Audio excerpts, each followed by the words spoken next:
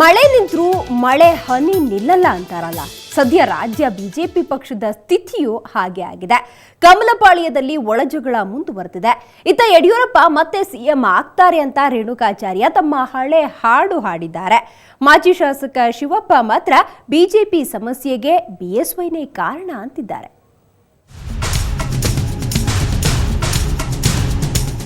ಕಮಲಪಾಳ್ಯದಲ್ಲಿ ಕೆಸರೆರಚಾಟ ಸದ್ಯಕ್ಕೆ ನಿಲ್ಲುವಂತೆ ಕಾಣುತ್ತಿಲ್ಲ. ಒಬ್ಬರು ಪಕ್ಷ ಕಟ್ಟುತ್ತೇನೆ ಅಂತಾರೆ, ಮತ್ತೊಬ್ಬರು ಪಕ್ಷದೊಳಗಿನ ಕೆಸರು ತೊಳಿತೀನಿ ಅಂತಿದ್ದಾರೆ.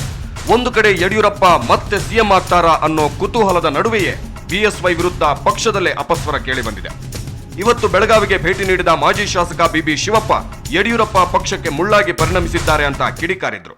ಅಷ್ಟೇ ಅಲ್ಲ, ಪಕ್ಷದಲ್ಲಿ ಬರೀ ವಲಸಿಗರೇ ತುಂಬಿದ್ದಾರೆ, ಇಂಥವರನ್ನು ಹೊರಹಾಕಿದ್ರೆ ಪಕ್ಷಕ್ಕೆ ಉಳಿಗಾಲ ಅಂದ್ರು. ಅನೇಕ ನಾಯಕರುಗಳ ಮೇಲೆ ಅಪಾದನೆ ಇದೆ. ಅವರ್ಯಾರು ಅಪರಾಧಿಗಳು ಅಂತ ಇವತ್ತು ನಾವು ಹೇಳಲಿಕ್ಕೆ ಸಿದ್ಧ ಇಲ್ಲ. ಕಾರಣ ಅಪಾದನೆ ತೀರ್ಮಾನ ಆಗಿ ಬರಬೇಕು. ನಮ್ಮ ಕೋರಿಕೆ ನಮ್ಮ ನಾಯಕರುಗಳಲ್ಲಿ ಇಷ್ಟೇ, ನೀವೆಲ್ಲ ನಮ್ಮ ನಾಯಕರುಗಳಿದ್ದೀರಿ, ನಿಮ್ಮ ಬಗ್ಗೆ ನಮಗೆ ಯಾವುದೇ ದ್ವೇಷ ಇಲ್ಲ. ಈ ಪಕ್ಷವನ್ನು ಕಟ್ಟಿ ಈ ಮಟ್ಟಕ್ಕೆ ತರುವಂಥ ಸಂದರ್ಭದಲ್ಲಿ ತಾವುಗಳು ಎಲ್ಲರೂ ಶ್ರಮಿಸಿದ್ದೀರಿ. ಆದರೆ ಪಕ್ಷಕ್ಕೆ ಕೆಟ್ಟ ಹೆಸರು ಬರ್ತಕ್ಕಂಥ ಒಂದು ವಾತಾವರಣ ನಿರ್ಮಾಣ ಆಗಿರ್ತಕ್ಕಂಥ ಕಾಲದಲ್ಲಿ ನಿಮ್ಮಗಳ ಮೇಲೆ ಅಪಾದನೆ ಇರತಕ್ಕಂಥ ಈ ಸಂದರ್ಭದಲ್ಲಿ ಚುನಾವಣೆಗೆ ಹೋಗ್ತಕ್ಕಂಥದ್ದು ಸ್ವಲ್ಪ ಕಷ್ಟ ಆಗ್ತದೆ. ಮತ್ತೊಂದೆಡೆ ಇದಕ್ಕೆ ಬಿಜೆಪಿ ನಾಯಕ ರಾಮ್ ಭಟ್ ಕೂಡ ದನಿಗೂಡಿಸಿದ್ದಾರೆ. ಪಕ್ಷ ಉದ್ಧಾರ ಆಗಬೇಕಂದ್ರೆ ಯಡಿಯೂರಪ್ಪ ಅವರನ್ನು ಉಚ್ಚಾಟಿಸಬೇಕು ಅಂತ ಗುಡುಗಿದ್ದಾರೆ. ಇನ್ನು ಇದಕ್ಕೆ ಯಡಿಯೂರಪ್ಪನವರು ಭರ್ಜರಿಯಾಗಿ ಟಾಂಗ್ ಕೊಟ್ಟಿದ್ದಾರೆ. ನಾನೇನು ಸುಖ ಸುಮ್ಮನೆ ಊರು ಸುತ್ತುತ್ತಿಲ್ಲ, ಪಕ್ಷ ಕಟ್ಟೋದು, ಮುಂದಿನ ಚುನಾವಣೆಯಲ್ಲಿ ಬಿಜೆಪಿಯನ್ನು ಗೆಲ್ಲಿಸೋದು ತಮ್ಮ ಯಾತ್ರೆ ಉದ್ದೇಶ ಅಂತ ಹೇಳಿದ್ದಾರೆ. ಯಡಿಯೂರಪ್ಪನವರು ಆರೋಪದಿಂದ ಹೊರಗಡೆ ಇರಬೇಕು ಅನ್ನೋ ಹೊರಗೆ ಇದೆ.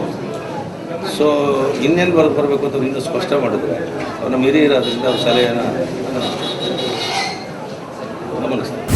ಈ ಮಧ್ಯೆ ಅಬಕಾರಿ ಸಚಿವ ರೇಣುಕಾಚಾರ್ಯ ತಮ್ಮ ಹಳೆ ಚಾಳಿ ಶುರು ಮಾಡಿದ್ದಾರೆ. ಇವತ್ತು ಗುಲ್ಬರ್ಗಕ್ಕೆ ಅಫಿಷಿಯಲ್ ವಿಸಿಟ್ ಅಂತ ಹೇಳಿ ಬಂದವರು ಯಡಿಯೂರಪ್ಪ ಮತ್ತೆ ಸಿಎಂ ಆಗುತ್ತಾರೆ ಅಂತ ಬಾಂಬ್ ಸಿಡಿಸಿದ್ರು.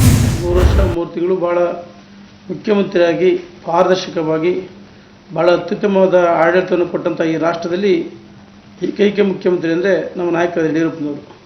ದುರುದ್ದೇಶಪೂರ್ವಕವಾಗಿ ಯಡಿಯೂರಪ್ಪನ ಮೇಲೆ ಆಪಾದನೆ ಮಾಡಿದ ಒಬ್ಬ ಖಾಸಗಿ ವ್ಯಕ್ತಿಯಿಂದ ದೂರು ಕೊಡಿಸಿ ರಾಜ್ಯಪಾಲರ ಅನುಮತಿ ಕೊಟ್ಟಾದ್ಮೇಲೆ ನೈತಿಕ ಉನ್ನತ ರಾಜೀನಾಮೆ ಕೊಟ್ಟರು. ಬಹುಶಃ ಇಂದಿನ ಲೋಕಾಯುಕ್ತ ಅವರು ಷಡ್ಯಂತ್ರ, ಎಲ್ಲವೂ ಷಡ್ಯಂತ್ರನೇ.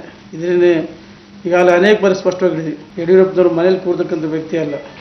ಅವರ ಉದ್ದೇಶ, ಅವರ ಸಂಕಲ್ಪ ಈ ರಾಜ್ಯದಲ್ಲಿ ಭಾರತೀಯ ಜನತಾ ಪಾರ್ಟಿ ಮತ್ತೊಮ್ಮೆ ಅಧಿಕಾರ ಬರಬೇಕಂದ್ರೆ ಈ ರಾಜ್ಯದಲ್ಲಿ ಪ್ರವಾಸವನ್ನು ಮಾಡ್ತಿದ್ದಾರೆ. ಇಷ್ಟೆಲ್ಲ ಬೆಳವಣಿಗೆ ನಡುವೆ ಬೆಳಗಾವಿ ಪ್ರವಾಸದಲ್ಲಿರೋ ಸಚಿವ ರಾಮದಾಸ್ ಮಾತ್ರ ಇದ್ಯಾವುದರ ಉಸಾಬರಿ ಬೇಡ ಅಂತ ಆಸ್ಪತ್ರೆಗೆ ವಿಸಿಟ್ ಕೊಟ್ಟು ವಾಪಸ್ಸಾಗಿದ್ದಾರೆ. ಒಟ್ಟಾರೆ ಕಮಲಪಾಳ್ಯದಲ್ಲಿ ಅಸಮಾಧಾನ, ಒಳಜಗಳ ಬೂದಿ ಮುಚ್ಚಿದ ಕೆಂಡದಂತಿದೆ. ಯಡಿಯೂರಪ್ಪ ಅವರ ನಡೆ ಪಕ್ಷದ ಮುಖಂಡರಿಗೆ ತಲೆನೋವಾಗಿದೆ. ಬ್ಯೂರೋ ರಿಪೋರ್ಟ್, ಸುವರ್ಣ ನ್ಯೂಸ್ 24/7. ಮಾಜಿ ಸಿಎಂ ಯಡಿಯೂರಪ್ಪ ಪುತ್ರರಿಗೆ ಲೋಕಾಯುಕ್ತ ಕೋರ್ಟ್ ವಿಧಿಸಿದ್ದ ಜಾಮೀನು ಷರತ್ತುಗಳಿಗೆ ಹೈಕೋರ್ಟ್ ರಿಯಾಯಿತಿ ನೀಡಿದೆ. ಷರತ್ತು ಸಡಿಲಿಕೆ ಕೋರಿ ವಿಜಯೇಂದ್ರ, ರಾಘವೇಂದ್ರ ಮತ್ತು ಅಳಿಯ ಸೋಹನ್ ಕುಮಾರ್ ಸಲ್ಲಿಸಿದ್ದ ಅರ್ಜಿ ವಿಚಾರಣೆ ನಡೆಸಿದ ಕೋರ್ಟ್ 2 ಷರತ್ತುಗಳಿಗೆ ರಿಯಾಯಿತಿ ನೀಡಿತು.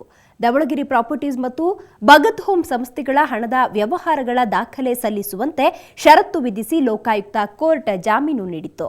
ಈ ಷರತ್ತುಗಳ ಸಡಿಲಿಕೆ ಕೋರಿ ಪ್ರಶ್ನಿಸಿ ಯಡಿಯೂರಪ್ಪ ಪುತ್ರರು ಹೈಕೋರ್ಟ್ ಮೆಟ್ಟಿಲೇರಿದ್ರು. ದಾಖಲೆಗಳನ್ನು ನೀಡುವುದು ದೂರುದಾರರ ಪರ ವಕೀಲರ ಕೆಲಸ ಅಂತ ಕೋರ್ಟ್ ಅಭಿಪ್ರಾಯಪಟ್ಟಿತು.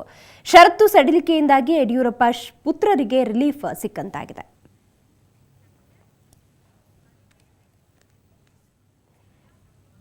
ಆತ ನ್ಯಾಯವಾದಿ. ನ್ಯಾಯಕ್ಕಾಗಿ ಅನ್ಯಾಯದ ವಿರುದ್ಧ ಹೋರಾಡೋ ವೃತ್ತಿ ಆತನದ್ದು. ಆದರೆ ಆತ ಮಾಡಿದ್ದು ಮಾತ್ರ ಹೀನಾಯ ಕೆಲಸ.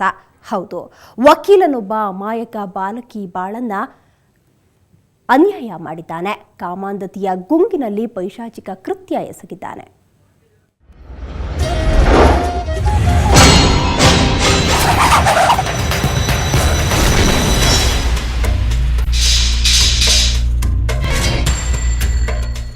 ಅಲ್ಲಲ್ಲೇ ಸ್ವಲ್ಪ ಮುಖ ತೋರ್ಸಪ್ಪ, ಪರವಾಗಿಲ್ಲ. ಮಾಡಿದ ಗನಾಂಧಾರಿ ಕೆಲಸಕ್ಕೆ ತಲೆ ಎತ್ತಲಾಗದೆ ಹೇಗೆ ಮುಖ ಮುಚ್ಚಿಕೊಳ್ತಿದ್ದಾನೆ ನೋಡಿ. ಈತನ ಹೆಸರು ಸುರೇಶ್ ಕುಮಾರ್. ಊರು ಮೈಸೂರು ಜಿಲ್ಲೆ ಪಿರಿಯಾಪಟ್ಟಣ.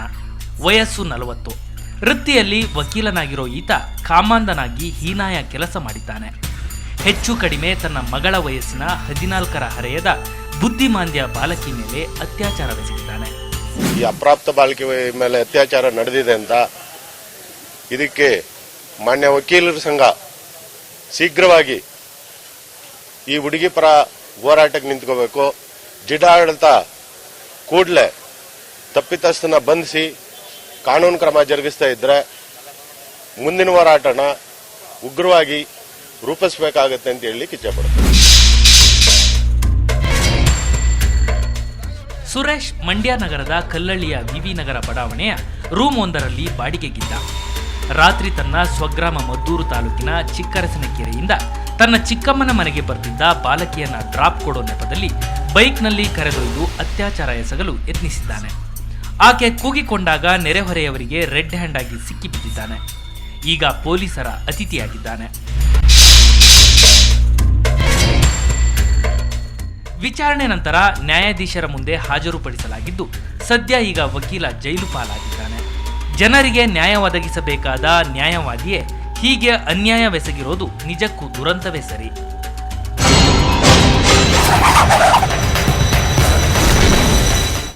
ಸೋಮಶೇಖರ್, ಸುವರ್ಣ ನ್ಯೂಸ್, ಮಂಡ್ಯ.